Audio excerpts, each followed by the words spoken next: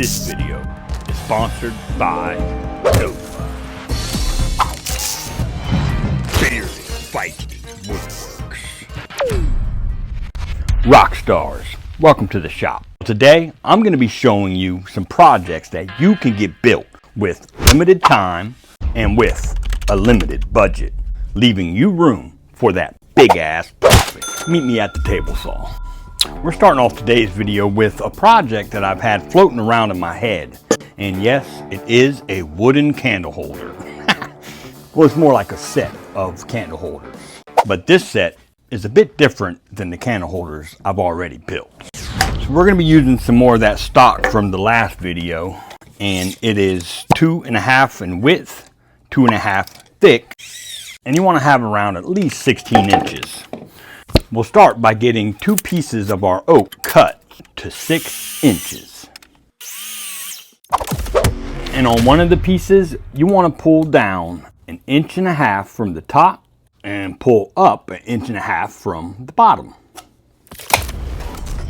On your other 6-inch piece, you're just going to pull up 1.5 inches from your bottom. You're going to mark 1/4 inch on both sides of those marks. And these marks are going to be where we cut our dados. We're using our crosscut sled and 2 stop blocks to get our dados cut. Once you get the stop blocks dialed in, you don't have to make any more marks. You can just swang and bang with these dados. We're cutting these dados at 1/2 inch in depth.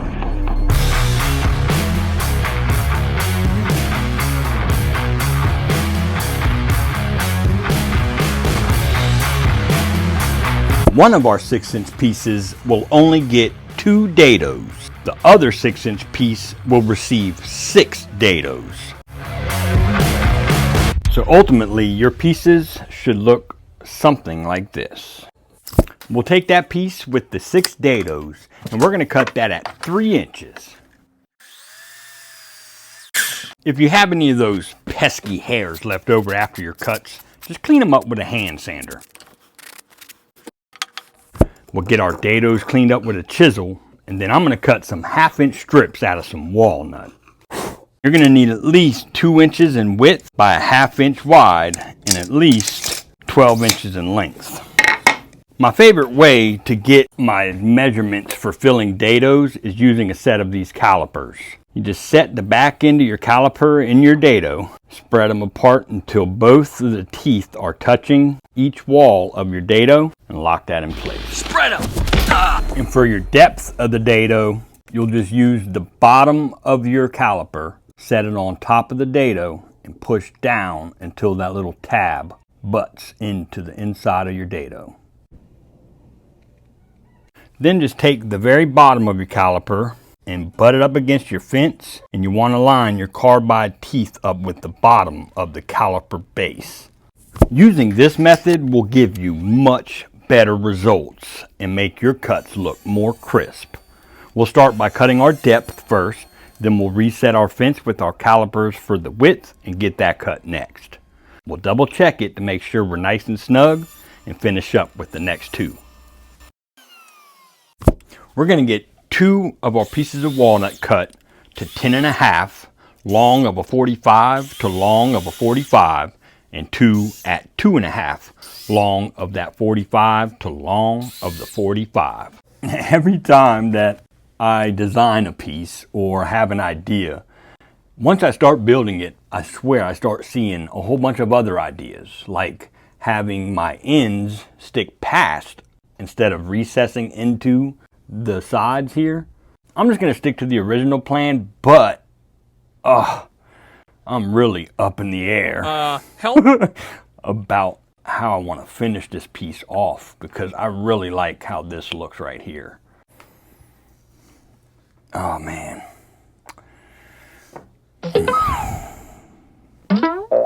So after deliberating for about an hour, I'm just going to go with the original plan of having them inset to the dados, because that's how I originally planned it. But now I'm not liking this piece in the center. I really think that this piece in the center needs to be the same size as these 2. So I'm going to go against my original idea and cut this centerpiece to be the same height as the two on the end, and I think that will give this a better look and bring this piece together. Yep, so let's go ahead and get that cut down, and I'll meet you at the table saw. We'll add a dab of glue, add a dab of glue, add a dab of glue, add a dab of glue, add a dab of glue, add a dab of glue. If you're enjoying the content that I create, consider subscribing, sharing, and liking this video. It really helps the channel.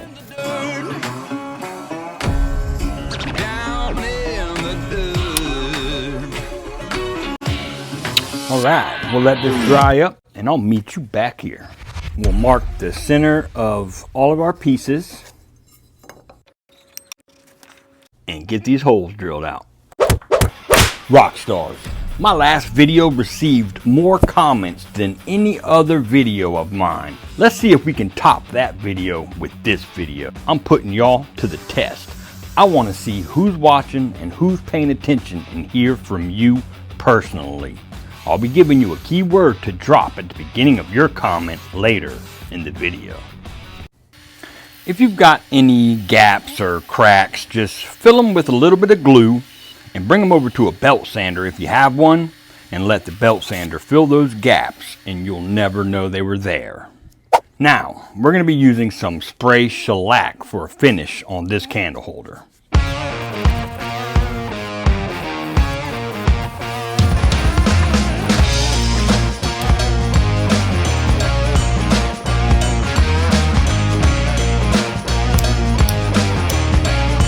And that is how you turn $8 worth of wood into an $85 candle holder. You think I'm kidding? Check out the price of this one. I don't know what it is about candle holders, but people are paying the price and they're loving them. And if you missed the video on this controversial candle holder, you gotta go check it out. It's up here in the left-hand corner.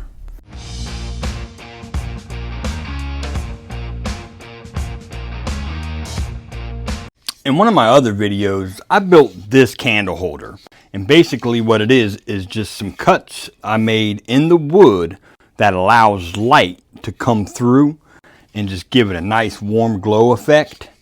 I want to take that same idea but do it to a different style of candle holder. For this particular candle holder, we're going to be using these battery powered tea light candles, and basically it just saves you from burning your house down when you're building a particular type of candle holder, which is what we're about to build. And again, we're going to be using some of that oak that I've had glued up since my last couple of projects. It's 2.5 by 2.5. You can purchase this type of stuff at Lowe's and just get them to cut it down. This is about $4 worth of wood that we're going to turn into $55. Let's go. What I'm going to do is drill my hole first, okay? And the reason I'm doing that is I really have no clue, but we're doing that first. I've got an 1.5" Forstner bit, and we're going to drill down approximately 4 inches. You want to hold this as level as possible.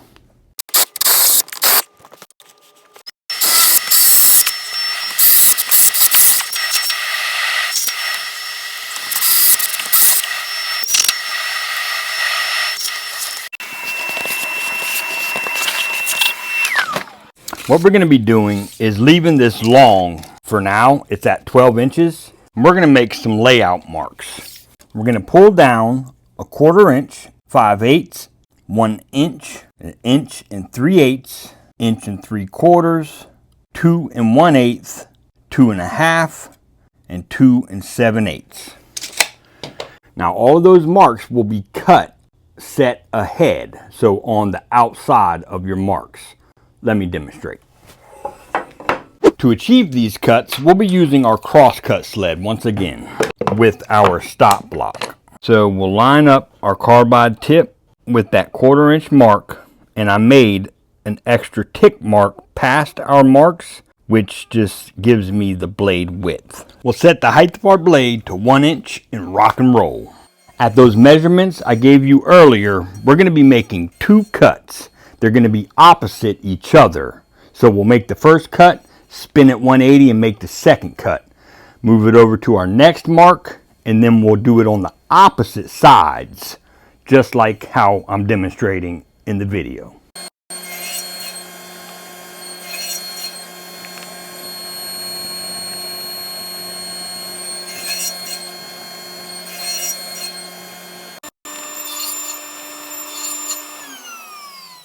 And again, if you got any of those pesky little hairs, just go ahead and get rid of those with your hand sander.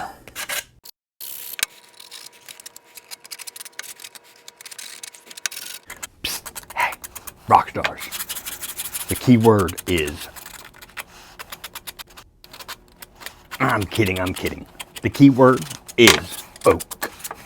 I couldn't think of a better one, all right? So maybe in the comments, tell me what the next key word should be. Our final cut is going to be at 4.5 inches. We'll go ahead and slap some espresso stain on this thing.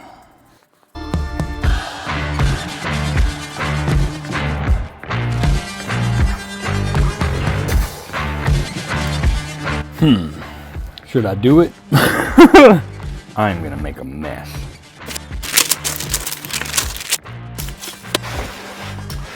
Now, I've had a couple of people suggest that I try this.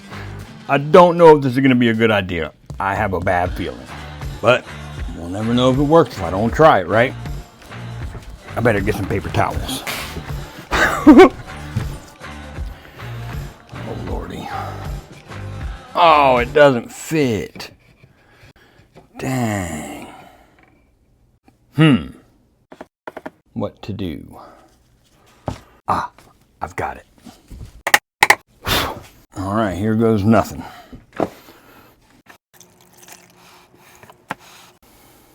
Oh, wow, it actually worked. Wow. Now what?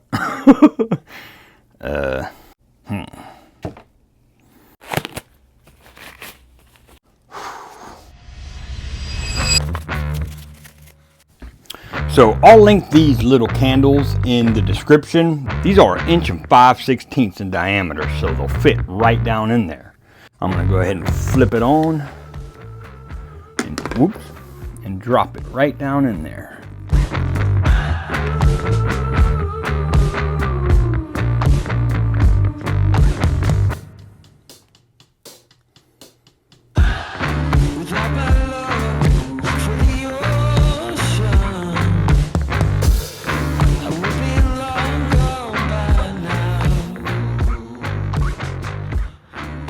What are the chances of these types of candle holders burning your house down?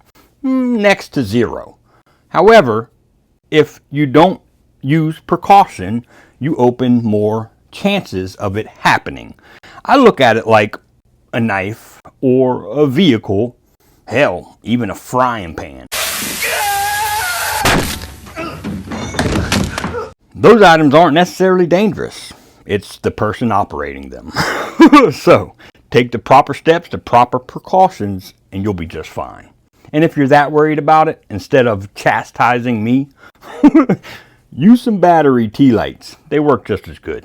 So as long as you use the proper precautions and put them out before you leave the room if they're lit, and don't blow them out. I wouldn't suggest that. Just put them out, because if you blow them out, you might get one of those little flame balls attached to your curtains or your couch or your carpet, and then you'll be in some trouble. Just use the right steps, the right precautions, read the labels, and you'll be just fine, I promise. Until next time, get in your shop and try these candles out.